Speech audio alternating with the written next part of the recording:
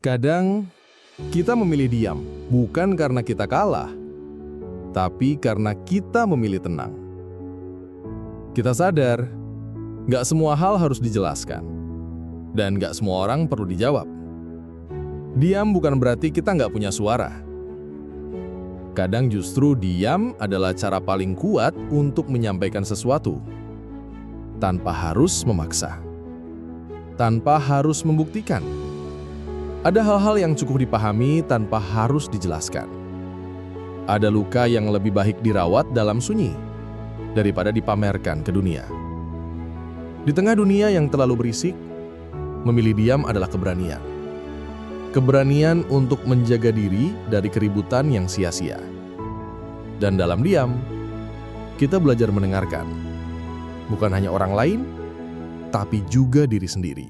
Orang yang kuat bukan yang paling keras suaranya, tapi yang tahu kapan harus bicara dan kapan cukup diam. Ketenangan itu bukan kelemahan, tapi cermin dari kekuatan yang sudah teruji berkali-kali.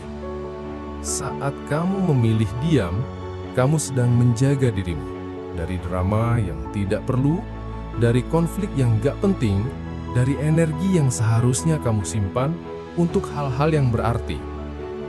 Diam adalah perlindungan untuk batinmu, untuk damai di dalam dirimu. Dan kadang, diam adalah caramu menyembuhkan. Bukan karena kamu lari, tapi karena kamu paham beberapa luka hanya bisa pulih dalam keheningan. Tidak semua rasa harus dipamerkan. Tidak semua luka harus terlihat. Dan tidak semua kebenaran harus dipaksakan untuk dimengerti. Orang yang paling banyak bicara belum tentu paling paham. Dan orang yang paling diam belum tentu tidak tahu apa-apa. Justru, yang diam seringkali sudah melihat lebih banyak, sudah berpikir lebih panjang, sudah merasa lebih dalam.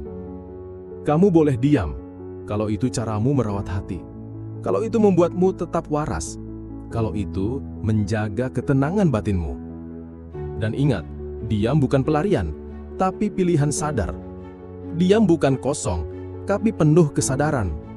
Bukan lemah, tapi kuat dalam bentuk yang tenang. Kadang, suara paling kuat datang dari orang yang paling tenang. Kamu tidak perlu membuktikan apapun dengan teriakan. Cukup dengan tenang, orang akan tahu seberapa dalam kamu berpikir dan seberapa kuat kamu bertahan. Diam juga bisa berbicara, tapi hanya mereka yang benar-benar hadir yang bisa mendengarnya. Kalau hari ini kamu memilih diam, itu tidak apa-apa.